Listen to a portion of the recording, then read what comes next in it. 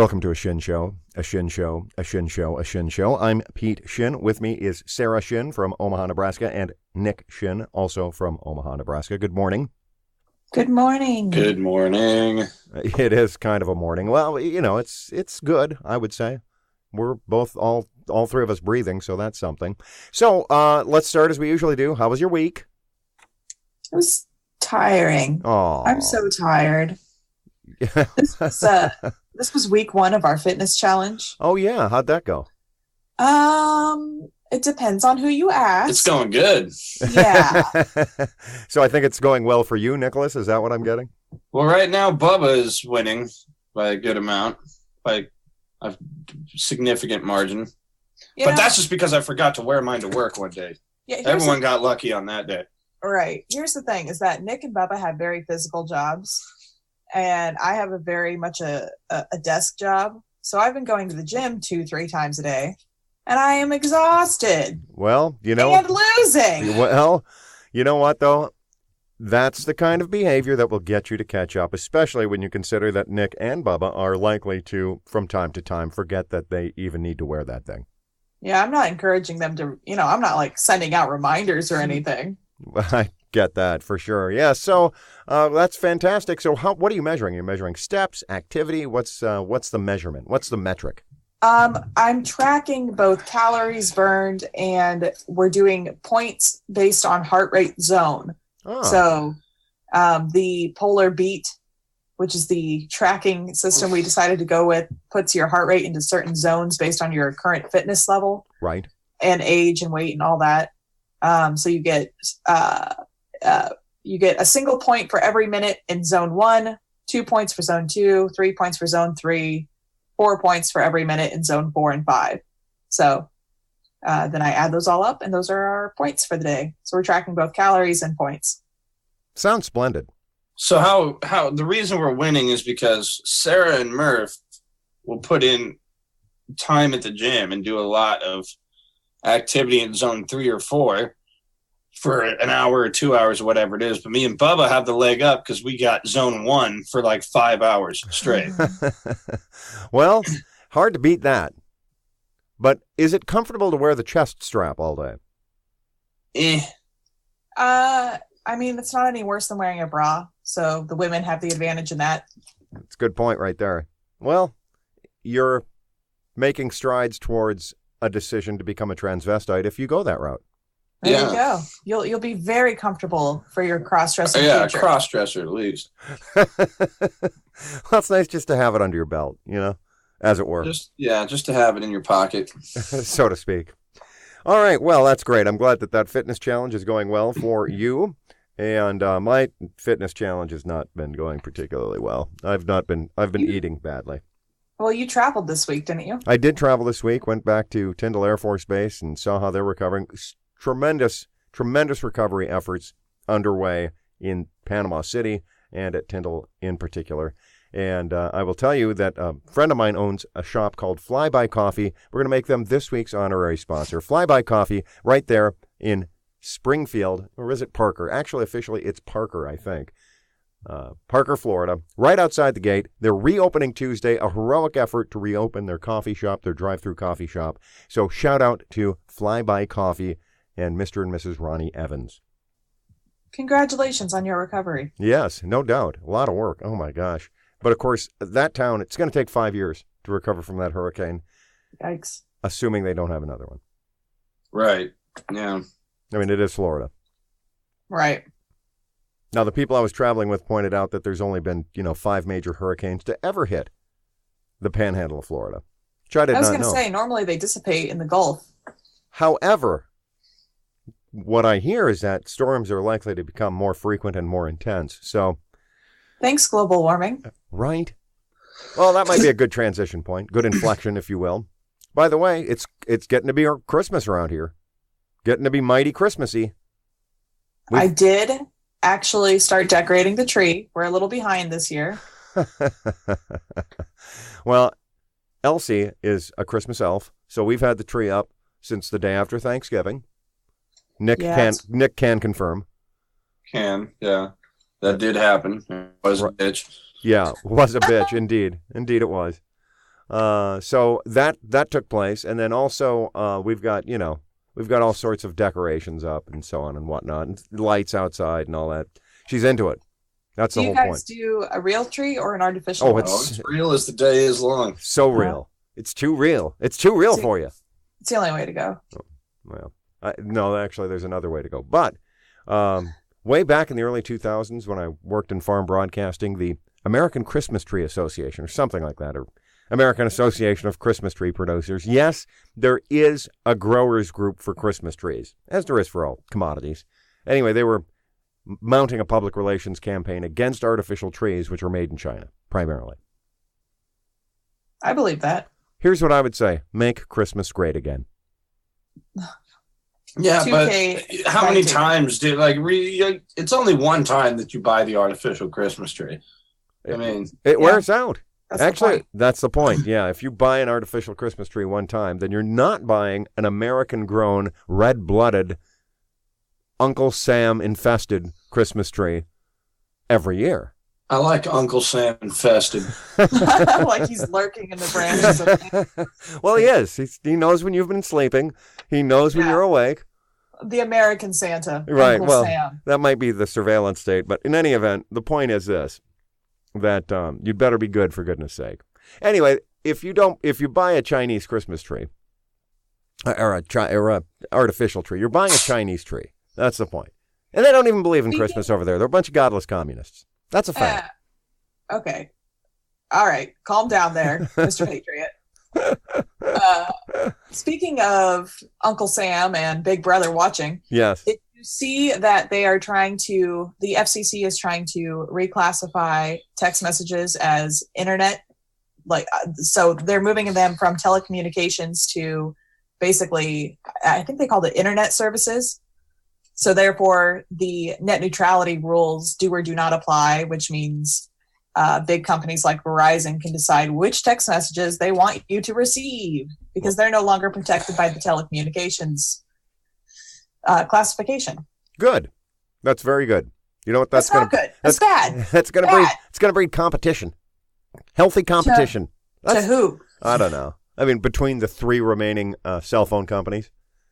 No, but we don't need. But they're all boys. They're in cahoots. Text messages are, in today's day and age, a vital communication source. It's just as vital as phone calls. Well, I tend to agree with that, and I also tend to agree with Nicholas. When you have three giant companies, you can't tell me that there isn't, on some level, some degree of cooperation in terms of pricing.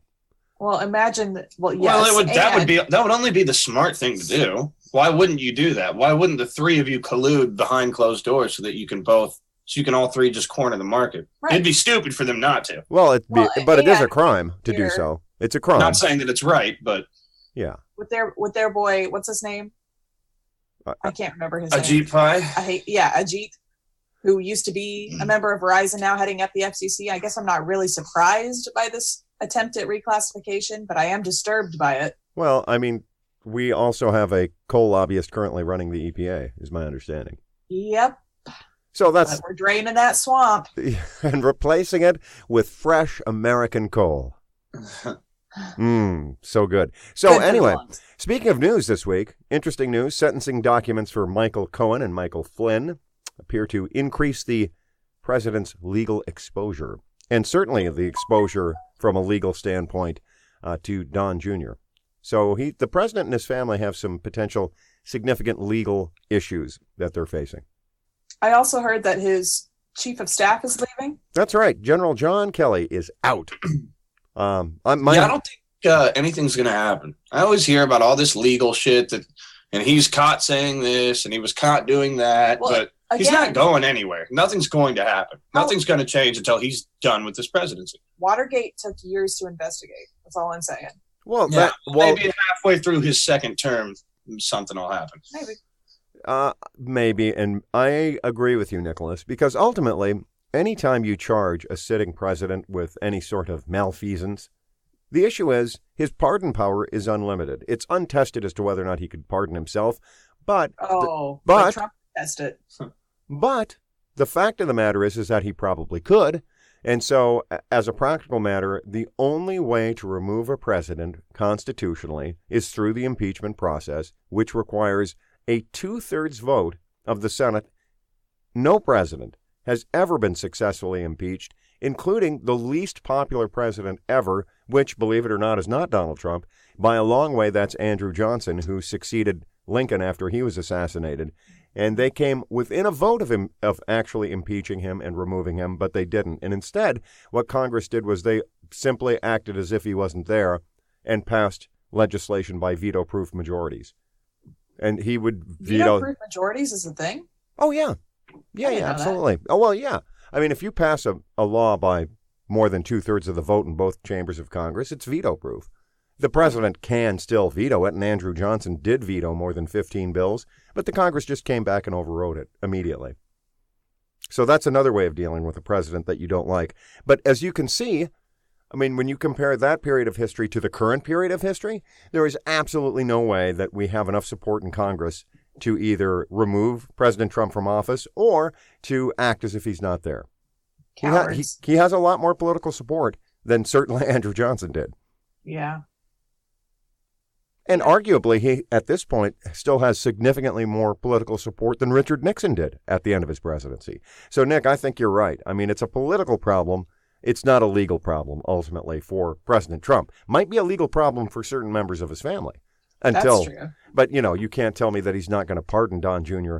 in the event he would be convicted in any event. Yeah, he definitely would. I did, yeah. Nobody's seeing any jail time, for sure. I did see a thing, well, not see a thing, but there was like some speculation that they were going to try and, you know, make the investigation as long as possible to try and, you know. Wait till he's not the president anymore and then pull that conviction out? Yeah, but I, you know. Run out the clock. I hear that, but best to get it over with quickly so you can pardon everybody you need to pardon while you're still president, while you still have the power. Well, you're not the one conducting the investigation, though. True. So my point being that's why you keep hearing, hurry it up, hurry it up, hurry it up. I got people to pardon. Got folks to pardon here, yo. Yeah. Hey. I got power to wield. That's why the prosecution isn't going to. Yeah. I mean, I'm sure he knows that, and he's going to wait. He's like, okay, fine. He's going to pull all this pardon shit. Then, well, here's what we'll do. We're just going to draw this out until you're not the president anymore. But the pardon will go away, but the charges will not. They might try to. We'll see. Well, we'll see. Yeah, more to follow for sure, no doubt. But in the meantime, we have a new Attorney General. William Barr is going to be he's going to be nominated anyway, and he was the Attorney General under George Herbert Walker Bush way back when. So obviously, the two of us are not familiar with George H.W. Bush's term reign. So how does this bode? Well, you know, George H.W. Bush was a relatively reasonable guy. And so... that's not my point. I guess I don't know anything about his administration. Yes, his administration. Well, here's all you need to know. He's willing to work for Donald Trump. So there you go. What more do you need to know about the guy? In any event, I'm sure he's committed to the rule of law. I don't know the first thing about him other than if he was the Attorney General, let's see, at least 25 years ago, because, you know, George H.W. Bush was out of office by January of 93. So he hasn't been in government, or at least not at that level. He hasn't been a cabinet officer for 25 years. So how young must he have been at that point? Let's say he was a young Attorney General and that he was 48 when that happened. Well, that means that today he's 73 years old. So he's no spring chicken. But that means that he's older, wiser, has tons of experience. And in any event... Yeah, there is a fine line between having experience and being too entrenched, I guess. Yeah, I'm definitely on the other side of that. I definitely am entrenched. I'm like a tick. I'm like a tick on the body politic. That's what I am. I'm burrowed in, living on the blood of politics. That's heavy, man. Yeah, right. And dark. So anyway, so that all happened this week. New chief of staff coming, new attorney general coming, more legal challenges coming. Earthquake in Alaska. Big earthquake. Did you hear about that? Yeah, in Alaska? Yeah. Yeah, no one cares about Alaska. Well, no one The cares. 13 people that live there You're were right. very upset. Right. And no one died. That's the important thing. Because they built it up a lot more than they did. They had a earthquake in like 64 where 113 people died, something like that. And so in the ensuing 50 years, when they rebuilt things, they have good building codes there. Good. Yeah. Good for them. Yeah. So, I mean, They learned from their mistakes. They did learn from their mistakes. Go Alaska. That's what I say. I think the last thing that happened this week that we obviously haven't touched on was former President George H.W. Bush's funeral Oh, yeah. and service. God, I kind of forgot about that. Kind of glossed over that, didn't I? Yeah, sorry about that. Well, I did mention him. I just, You did, which is why I remembered to bring this up. Oh, thank you. Glad you did that. Yeah. So he was lying in state for, a little over 2 days. And it was a big deal around Washington, D.C. here. A lot of pomp, a lot of circumstance. And, it was pretty incredible. They had a lot of people come and visit him in the rotunda where he lied in state. And so I'm not sure exactly what the correct conjunctive is there. Is it lied in state, laid in state? I think it's as he laid in state. Or maybe as he lied in state, because he lies in state. What's the... Yeah, I don't think it's lied. I think it's laid. Laid? Hard to say. We're going to have to consult an English professional. That's one of those grammar rules, lie versus lay, that I'm pretty solid on most of them. That one I'm not. Yeah, I'm not at all. I mean, but English is a second language for me. So. No, it isn't. Well, it's also my first language, but sometimes it feels like it's my second. But it can be both. It can. If it's your only language, then it's whatever number you want it to be. Yeah. Right. That's not how any of this works. Anyway, second and third language. It's kind of, George H.W. Bush is kind of sad, but, you think about it. George H.W. Bush, they're describing him as the most successful one-term president ever, with apologies to James Polk, no doubt. But my point here is that he probably would have, in fact, almost undoubtedly, would have won a second term had it not been for a guy named H. Ross Perot, who gleaned 19% of the vote, and almost every vote cast for H. Ross Perot would otherwise have gone to George Herbert Walker Bush. Wasn't that an example of, why you should stick with the major party candidate if you want your party to win? Yes. That's Exhibit A. Exhibit B is Ralph Nader in 2000. That's the one I'm familiar with. Yeah, I'm sure that's the one you're a little more familiar with. But H. Ross Perot really ended George H.W. Bush's political career. So thanks, Ross. I've met Ross Perot. Nice guy. Very nice guy. Well, there you have it. I do know that, let's see. So my coworker is a big history buff. So she, on Wednesday, was going through all sorts of presidential trivia, on which I am now an expert. No, not really. But apparently Donald Trump, Bill Clinton, George W. Bush, and I think Kennedy were all born within 6 weeks of each other. So they're all the same age, which I thought was fascinating. Robert F. Kennedy or which Kennedy? John F. Kennedy? I can't be don't John. know. I mean, I it think can't it be was John. I think it was John F. because No, John F. Kennedy is, John F. Kennedy was like 47 years old when he was killed. So yeah, that doesn't make sense. No, it doesn't add up. Maybe Patrick Kennedy. Who the hell knows? Maybe. A lot of Kennedys out there. Yeah. Really are. But yeah, so Trump, Clinton, George Bush Jr., even though that's not how he goes, and some Kennedy were all born within 6 weeks of each other, which I thought was interesting. Maybe Ted Kennedy. Maybe not. Maybe. I don't know. Maybe John Kennedy Jr. I'm giving up my expertise. Well, 30 seconds in. There's no question that there's a group of people who were born close to each other in age. Well, and then they all became presidents. That's the thing. Got it. Yeah, no, John F. Kennedy is not in that list. All right, fine. Pretty funny. All right. Okay, so anyway, rest in peace, George H.W. Bush, whenever you were born. He was 94. Yeah, he was 94. One thing about him, still alive, which I find remarkable. Who's still alive? Oh yeah, Jimmy Carter. Yeah, he's also in his 90s. 2-time survivor of brain cancer. How about that? He's also 94. Because he had money to get that brain transplant. Right. Right. Who's? You hear about that Rothschild? That guy. He's a Rothschild who's had like 6 heart transplants. No, I've not heard of that guy. He's like seriously like 105 years old. Wow. His heart has failed like 6 times. He's just that rich that he can just get a new heart and put it in his chest. So this is a good segue into what we've watched this lately. I mean, how scared of death can you be? Like, just let it happen at this point. So Yeah. I started watching Altered Carbon. Oh yeah, okay, I've seen that.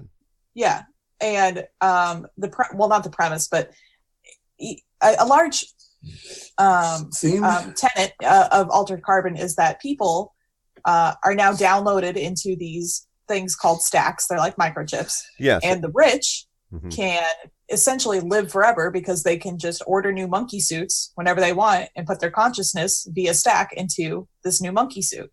So yes, money can buy immortality.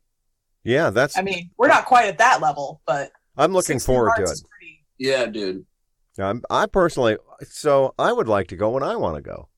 I think it's Yeah. unfair that I didn't ask to be here, and yet I don't get a choice about when I get to leave. Other than if I want to off myself early, which I do not want to do because I'm so excited about what's going to happen next. Right. So I want to see Right. what's going to happen next. I want to choose at the point where I'd like to get off the ride, not be dictated to by old age. So I enjoyed the premise of our Altered Carbon. I'm not going to tell you the ending, but suffice it to say that I found the ending to be disappointing. Really? Yeah, I did. Yeah, I'm only like on episode 4 or something like that. So Yeah, that series came out, I think, about 2 years ago, and it's good, which is good. The good thing about Netflix is that you have forever to watch yeah, until they take it off, and then you don't. Yeah. Hey, before it's Netflix original, so Yeah. Hey, before we fully transition into pop culture, I've got some items on that. I will say one other weekly news item that I found of great interest is that they are rioting in the streets in France over an increase in fuel taxes.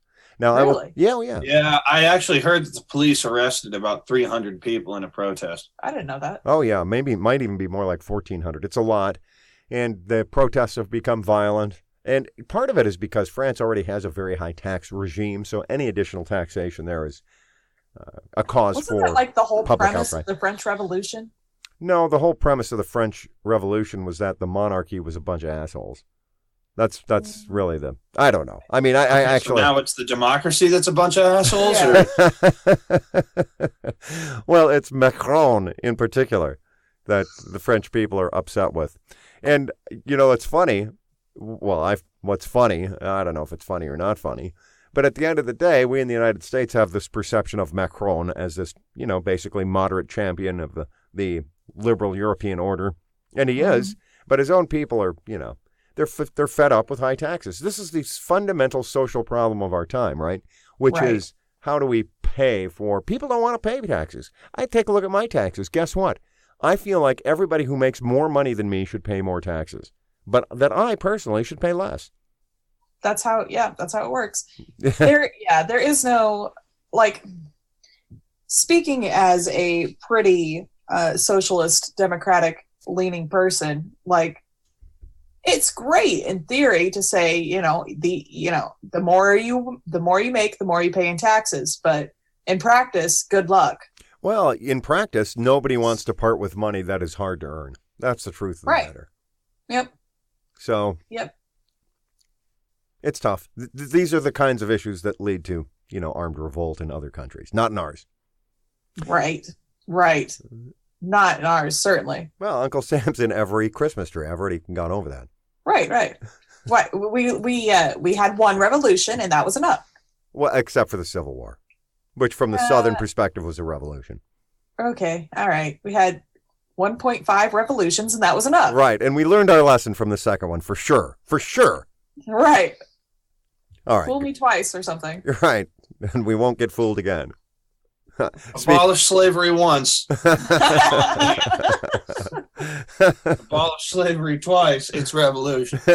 Or something. Or establish it or something. All right, well, anyway, so enough of that. And I will say, though, that, that tax on fuel is designed to combat global climate change. That's what it's designed to do, right? Reduce carbon use. Again, in theory, I support this, but you put it in practice, and I probably bitch about it. Okay, I'm going to leave this conversation quickly to you guys. I got to go take care of something real quick. Real quick. Take 5 minutes. You know, it is interesting to me. Yeah, you do your thing. It is interesting to me. It's something about podcasting that makes Nick regular.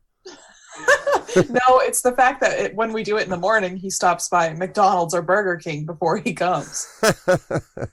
Well, I'm gonna attribute it to the podcast. All right, so on to pop culture. I'm sure Nick will fall right back in at the appropriate time.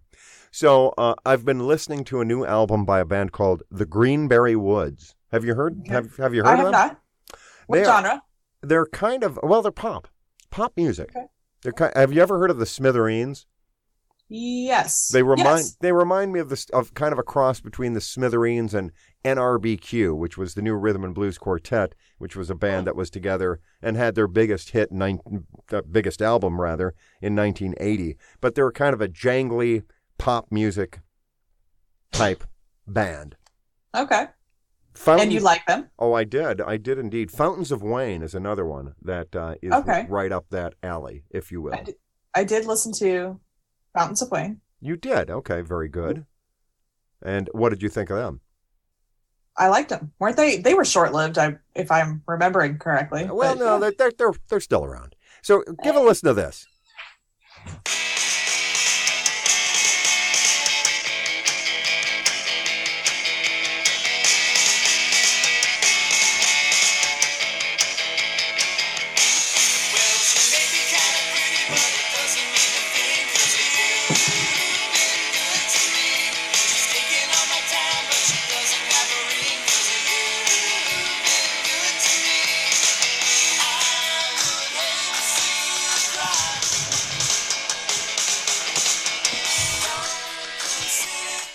So anyway, you get the idea. I do. I dig it. Yeah.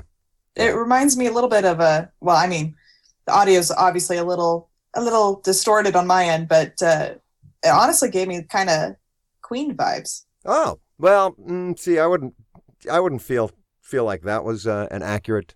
I wouldn't say, oh, they sound just like Queen or something like that. No, not just like, but kind of upbeat like that, I guess. Yes, definitely upbeat music for sure. And so this album, which is called what is it called? I don't know what it's called. I think it's just called House is the name of the album. And the Greenberry Woods, the album is House. It's available right now on Google Play Music or wherever you get music. It's also contains several live tracks on it. So this particular band, they sound just as good live as they do in the studio. Very impressive. That's impressive. Yeah, it's good. Good. You been listening to anything? I did listen to Lisa LeBlanc. Oh, you did? And Nick was right. It was right up my alley. I think it's hilarious. Love it. One of my favorite songs on there was, I can't remember the entire title, but it was something along the lines of "You should dump him ASAP." Yes, which I thought was hilarious. That's exactly right. That is one of, I think, her better tunes in many ways. In fact, let's just have a listen right now.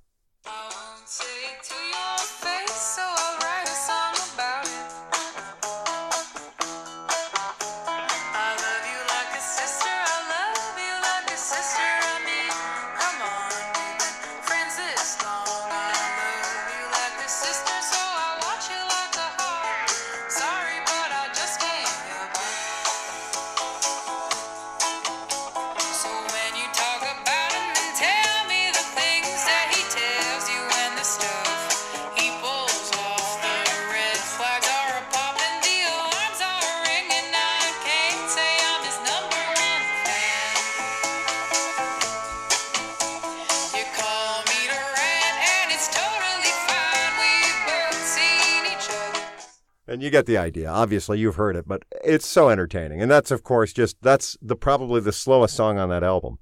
Mm-hmm. It is entertaining, which is, enjoyable. I liked it. That's what you want. You want an entertaining piece of music. You don't want a piece of music where you say, I'm bored. The other thing I've been listening to, which I can't believe I haven't brought it up, is Muse's new album, Simulation Theory. Oh, yeah. How do you like that? I love it. Oh, really? I think it's great. Huh. Is there any particular song on that album that you think is better than any other song? Yeah, let me bring up let me bring that up real quick because I've been listening to it so often. I like the first song, Algorithm, and I also like Propaganda. I think it's kind of different. Got and it. then probably Thought Contagion. I do not like, there's one song on here I don't like. I think it's called Something Human. Oh, yeah. Okay. Very good. Well, let's have a listen to Algorithm, see what we think about that. All right. You got it?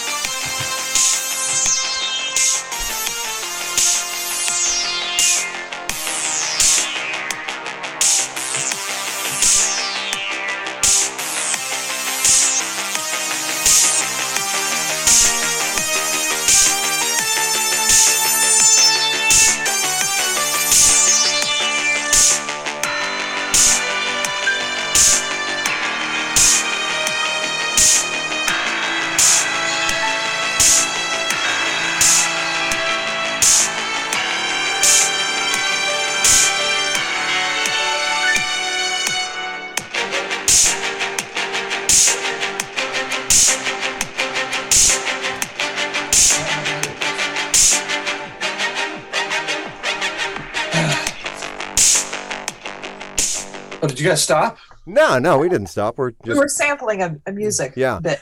Yeah, actually, the interesting thing about that for me is that a couple of things. First of all, that's one of the longest lead-ins to any song. It's great. You could give the weather report. You could give a market update on the price of corn and soybeans while that's going on. It's great, just music for background. It's going to be great under commercials. Very dramatic. Yeah, it's definitely something you should give a listen to with some headphones. Are there any? Let me ask you this question: are there any words to that particular song, to Algorithm? There are. There's a whole set of them. Got it. Okay. They just last like 45 seconds out of the 5-minute song. That sounds about right. But I will say this: just if you heard that on the street, you'd say, "Oh, that's Muse." They have a very distinctive sound. They do. Coming to Washington, D.C. in April. I should see them, shouldn't I? Oh, my God, yes.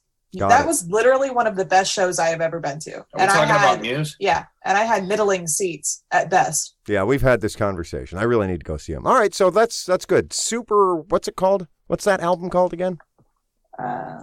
Super something. No, wait, that was Super Deluxe. It is Super Deluxe. Simulation Theory. Simulation Theory, and then in parentheses, Super Deluxe, because it's on the, at least Google Play, they have like 36 tracks on this album. Yeah, they did they have a bunch of remixes at the end. One of which is with the UCLA marching band, which is one of my favorite remixes on there. Awesome. Well, cool. So it's an investment in time because there's a lot of tracks on this, but I will listen to this. Thank you for pointing that out to me.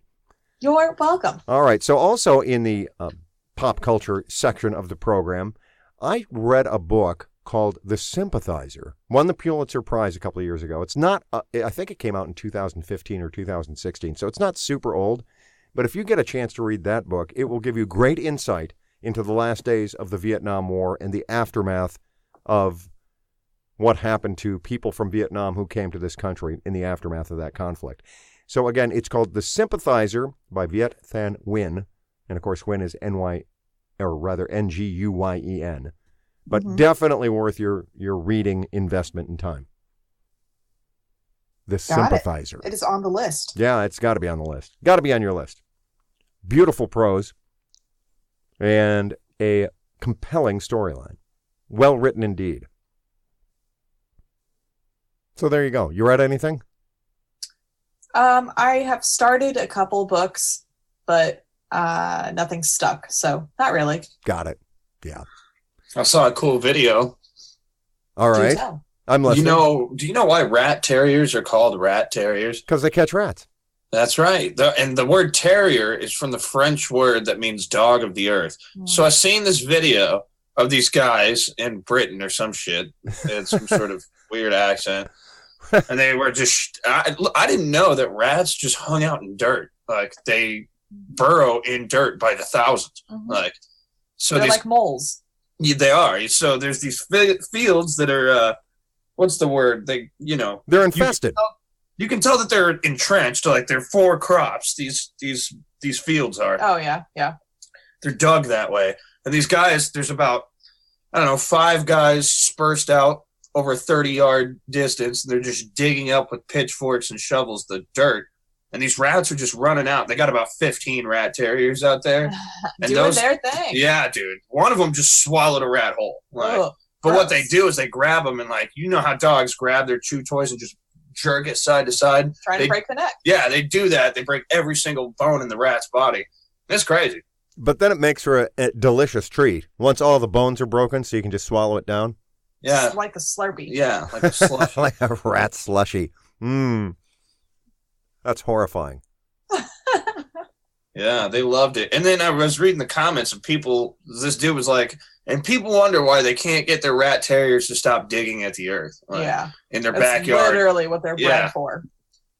Yeah, then why does my collie chew up my carpet? Same reason? Well, that's just because dogs like to chew on things. She's young yet, isn't she? Yeah, she's still young. Yeah, she's 15 months old. She should know better. No. Well, My you know what you need to do is get her some Kong toys, apparently. What are Kong toys? Kong. They're Kong toys? Yeah, you stuff them full of like peanut butter, and it takes them a long time to get at it, keeps them entertained. Then they Kong won't toys. chew on things like carpet. Oh, that's good advice right there. I mean, we have all kinds of toys. She gets a monthly bark box. Oh. Yeah. Yeah, whatever. Gifts for the Yeah, dog. but this every one month. isn't reward. Kong toys reward them for their diligence and attention keeping. That's a good idea. I'm going to have to pass that along to the head dog trainer in the family, which clearly is not me. Yeah, Moose, my 12-and-a-half-year-old German Shepherd Pointer, went to the vet on Thursday and got some doggy Prozac so he will stop destroying everything in my house. That's good. So, Yeah, well, Lily the Wonder Dog, there are occasions when I just want to murder her. I mean, that would be wrong. we'll keep that between the family. Oh, it's good. I mean, I love her and I pet her and everything, but there are times I just want to throw her off a bridge. Yeah. Is that wrong? That's typical. Probably. I mean, it would be if I acted on it, right? Right. Everybody has impulses. yeah, it's the fact that you don't do it. That's important. That's what makes me human. All right, good. That makes me feel better. Thank you. You're welcome. Yeah. But I was screaming at her at one point this week. Like, what are you doing? This is expensive carpet that you have now. What are you doing? What? Why? You are a bad dog. Bad. It's all right. I squirted Moose in the face with a spray bottle this morning, so Yeah. we're all Yeah. monsters apparently. Right. Well, she did look chagrined, chastened, if you will. She looked upbraided. Yeah, and she will until she does it again. Exactly. Until she forgets in literally 5 minutes. Right. Well, I have come to see her basically as a toddler. That's how I view her. That's you're not wrong. Yeah. That's true. Although, as Elsie pointed out, she's really ahead of the curve because she has the brains of a 2-year-old, but she's only 15 months old. So, There you have it. She's a smart dog. Yeah. For a dog. For a dumbass creature. Yeah. Indeed. All right. So anyway, enough about dogs. But so anything else on pop culture? Nick, you listen to anything this week? I know you're a busy man these days. No, I didn't. Got it. Okay. Actually, there's this guy. I have been listening to him a lot. His name's Haywire. Really? With Haywire. a Y Yes. instead of an I. Okay. Oh, Haywire. So when you say Haywire, it would be Haywire. Yeah, that's correct. And he's a podcaster or what? No, he's this dude. He's got these. What he does is he's got this microphone hooked up to his piano, and then he'll just talk into this microphone, but he'll use the keys to make it sound like he's singing. Like, That's interesting. it's That's an fucking interesting concept. It's fucking cool. Like, Is and it then on- he's got another piano right over here, and he's just like remixing songs and shit. And this is on YouTube? Yeah, he's got a remix of "Smooth Criminal" by Michael Jackson that is absolutely phenomenal. And then he's got a original. I assume it's an original song called Tell Me, which is super, super catchy. Okay. Haywire. Haywyre. I'll have to check that out. Yeah, I would. I would recommend it. YouTube Red. I'll look it up. All right, very good. Well, so much for pop culture and cultural matters, except for one thing, which is on Netflix. They now have several of the movies of, I meant to write his name down. The Mexican director, Alberto... Guillermo del Toro. Nah, I wish it was him. No. Benicio del Toro. That's Cuarón. Is that how you pronounce his name? That doesn't sound Mexican at all, but okay. Well, maybe he's Spanish. Look, I knew I'd get myself in. That's definitely a planet in Star Wars. That's the Jedi homeworld, bro. I'm screwing this up. I'm just going to tell you the movie. The movie that I saw last night and it's one of my top 10 favorite movies of all time, is Children of Men. Okay. Are you familiar? Synopsis is, in the near future, humanity has become infertile. And as a result, there is no one under the age of 19 on the planet. And so what happens is... Clones. What's that? No. What happens is the society begins to fall apart. In the absence of, some reason to think at all about the future, you can imagine, right? Right. But then there is a girl who is pregnant, and all sorts of, and really the story is about trying to get her into the hands of friendly people who are trying to rebuild society rather than tear it down. It's very well done. Clive Owen is the star, but it also stars Julianne Moore and Michael Caine and the guy from 12 Years a Slave, whose name I can never pronounce. Do you know who I'm talking about? No. The main character? No, in 12 Years a Slave, yeah. Yeah, right. It's like Chiquita Okafor or something like that. Yeah. I can't remember his name now. It's very difficult to pronounce. That's the point. All right. But anyway, so that director's films are now on... Well, at least a couple of them are. Children of Men is, and then the other one, he has a new one out that's coming out this month. It's Alfonso Cuarón. I don't know how to pronounce Cuarón. How to pronounce his last name. It's Cuaron. How did you spell it? Cuaron. With a accent sign over the O. Cuarón. Yeah, I don't know. Cuarón? Does that sound right? Alfonso Cuarón? Yeah, that sounds closer. Yeah, okay. I don't know what I was saying. Coruscant. Yeah, that's way off. Way off. Anyway, he did Et tu Mama, Et tu Bien. You know that movie? Et tu Mama Tambien? Yeah, that one. That movie was sad, man. Well, the Children of Men. I'm thinking of. Yeah, it is. It's definitely a sad film, and Children of Men is also sad, but it's really well done, and especially timely given our current environmental concerns. Yeah, no kidding. Interestingly enough, this movie came out in 2006, and in the ensuing 12 years, the events depicted in the film feel closer now than they did in 2006.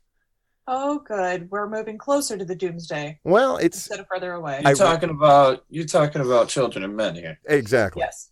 Yeah. Et tu Mama Tambien is about a lady who has cancer. So. Yeah. Definitely not that. All I remember is that the guy was fucking everybody, and then he told his friend that he also fucked his mom. Yeah. And that's why the movie is called that. Yeah. And your mom, too. See, I just remember the cancer bit. I didn't remember all that other stuff. But, yeah. Anyway, so he has another film that's coming out on Netflix this month called Roma, which is basically a personal examination of his own childhood, which is supposed to be, of course, a very good film. So Alfonso Cuarón, if that's how you pronounce his name, a superior director. And he is indeed a Mexican film director. So there you go. On Netflix now for your viewing pleasure. On to sports.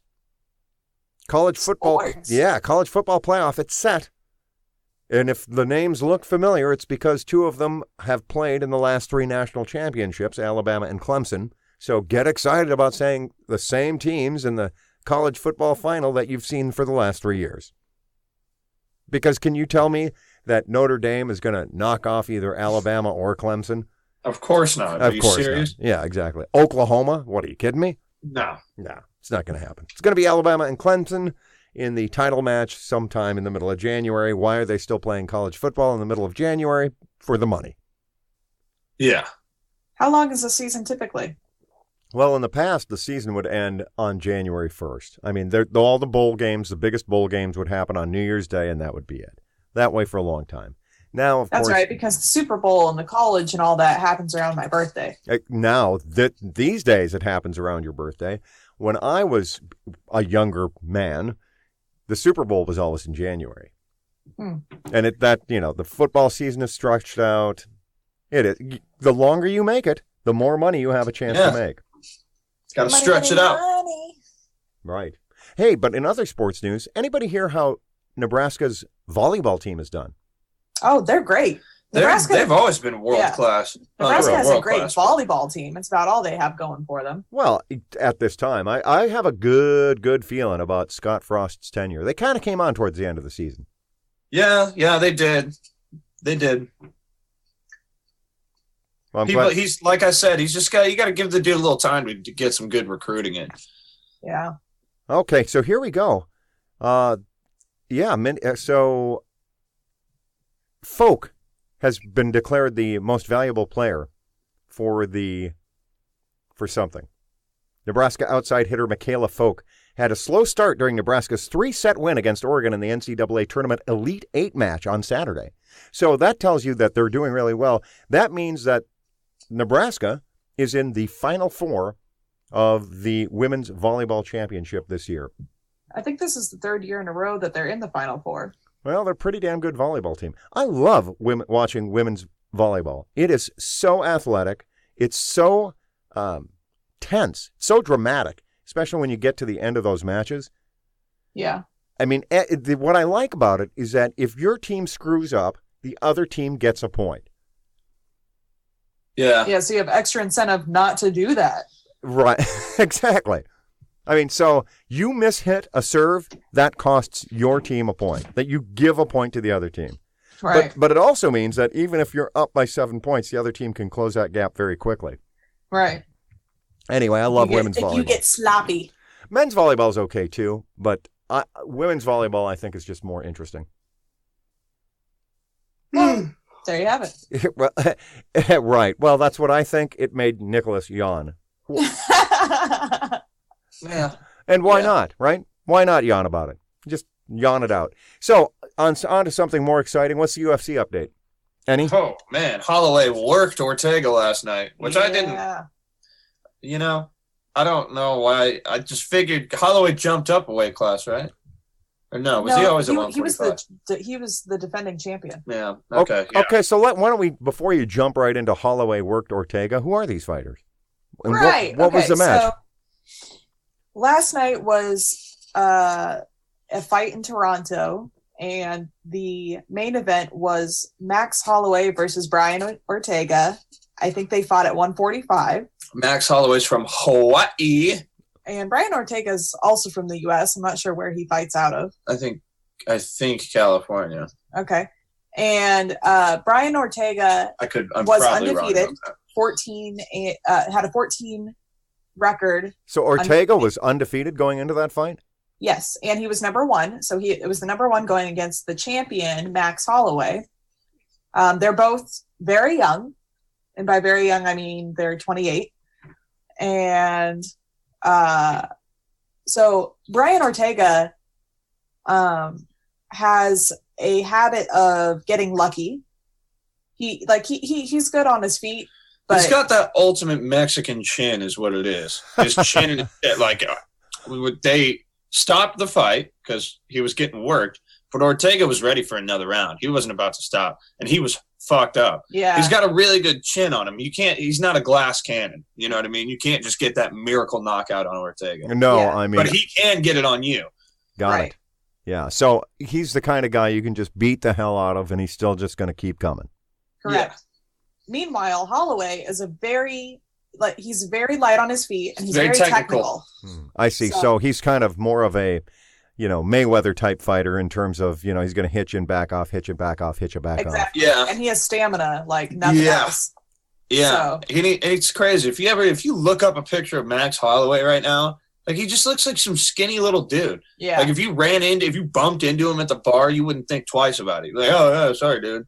But Right. this dude he's just, I always see him walking up to the ring, and if you don't know nothing about the guy, you're like, that dude's going to get fucking rocked. But Yeah. he never does. He's the champion. So, Yeah.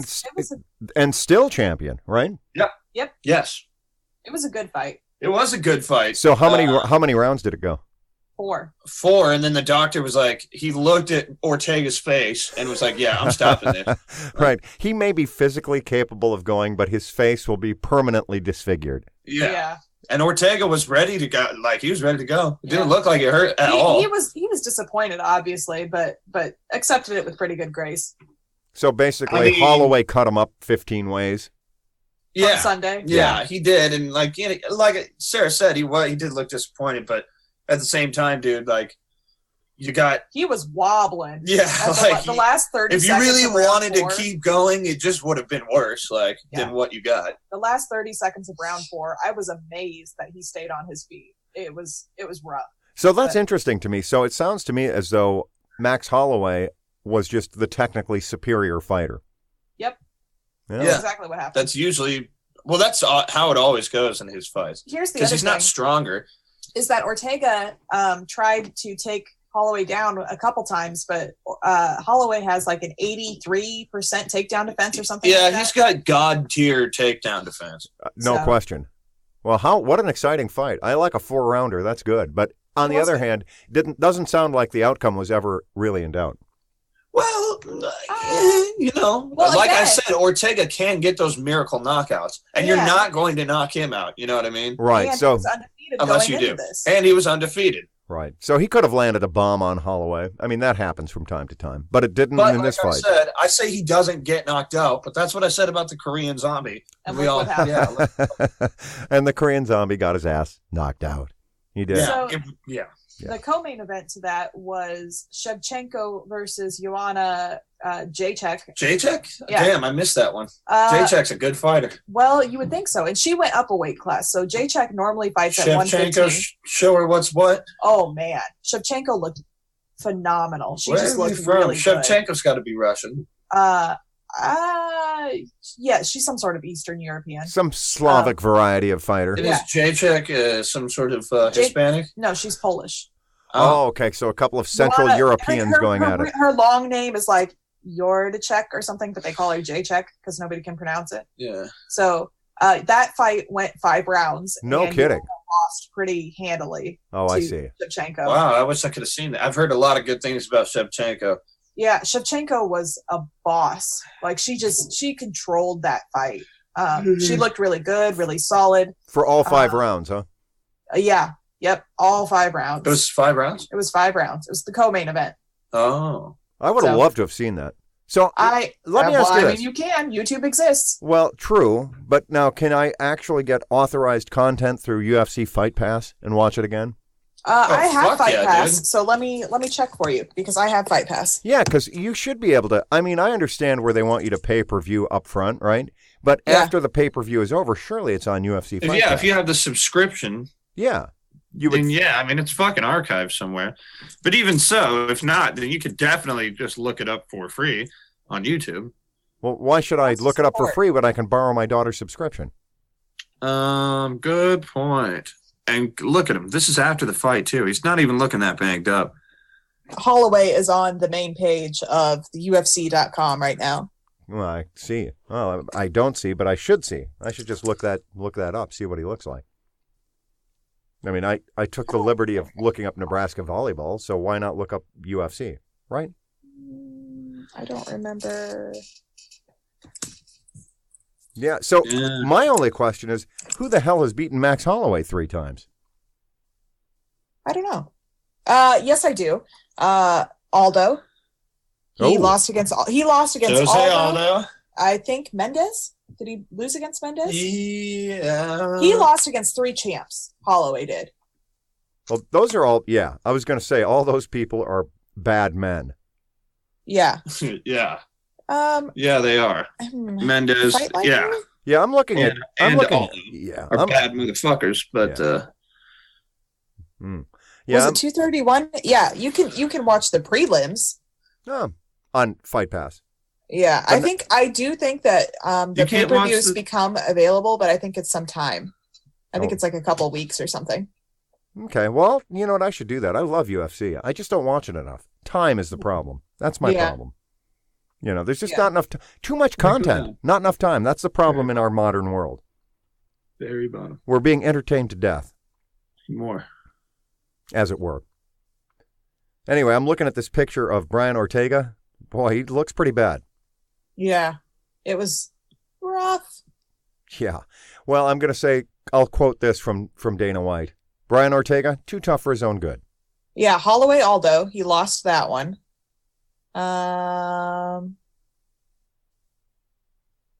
See, the rest of these, I don't think. Oh, yeah, he fought McGregor and lost. Oh, he did? I'll be darned. So McGregor, Aldo, and I want to say maybe it was Poirier. Yeah, I think it might have been Dustin Poirier. I don't know, but I'd love to see Holloway and McGregor rematch. That'd be entertaining. Murphy's going for Mendez McGregor, especially if Mendez loses his next or wins his next fight. Presumably wins his next fight, which is in Vegas on December 29th. Then she's hoping for a McGregor Mendez too. No, that'd be good. That'd be a good fight too. No question about it. Well, all right. So congratulations again to Max Holloway, and congratulations to Valentina Shevchenko. Well done. I'm just glad her name's not Nebuchadnezzar. Yeah. Nurmagomedov. I'll never be able to pronounce that correctly. I'm with apologies to Nurmagomedov because I don't want him to kick my ass. Because I'm pretty sure he would. I don't think he would. Well. Oh, we're done. Damn it. It was going so well up to that point. All right, well, we'll reconnect. Are you there? Yeah, I'm here. Yeah, I fucked up. I shut the laptop. I forget that shuts the computer off. Well, it turns out we were kind of wrapping up anyway. Yeah. Yeah, it's time to go. Got it. Well, good show. Thanks for coming. That's good. I appreciate it. I hope we get a chance to do it again next week. I hope so. I think so. I do hope that this should, if all goes according to plan, distribute content automatically, which we will see because I subscribe to a bunch of shit. So exactly. For it. Yeah, I'm looking forward to it. I can now find a Shinn Show on iTunes and Google Play Music, and wherever you get podcasts, you can find a Shinn Show. So why in the world wouldn't you find it? Am I right? You are right. It's only a question of looking and or promotion. So I think Ziffs is going to be well pleased with this response. They should be. Yeah. It better be. Well, I don't think we've mentioned Ziffs in this particular podcast. Let's wrap it up by mentioning that we're brought by Ziffs, a fine dining establishment in Invercargill, New Zealand. If you're ever in Invercargill, New Zealand, stop by and ask for the avocado platter. Wow, you really studied the menu and everything. I think we should add a new menu item every time. Agreed. Next week, it's going to be the special kiwi wings. Ooh, I like those. Yeah, it's going to be fantastic. We're going to create a whole fantastical menu for Ziffs. They're going to love us. They are going to love us. I can't wait to go to New Zealand. We're going to have to do the podcast from Ziffs one of these times. Yeah, for sure. I mean, they won't know what hit them. Right. That'll only cost us $14,000 in airfare and accommodations. It's worth it, though. Am I right? That's right. $14,000 podcast. That's how much Ziffs is worth to us. Right. And to think it all started because we didn't know the actual mascot of the Akron Zips. That's how it started. Yeah, which is still kind of unclear. Some kind of jackalope. Well, we know one thing it's not. It's definitely not the Akron Ziffs, because that's a fine dining establishment in Invercargill, New Zealand, that brings you this podcast every week. Kids, great to see you. Have a great week. You too. Right. Bye.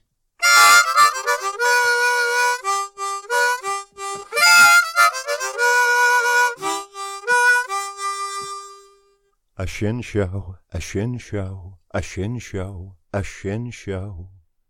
A Shinn Show is a production of Shinfluence. It features the voices and opinions of the Shinn family and is available on iTunes, Stitcher, Google Play Music, and wherever you get podcasts.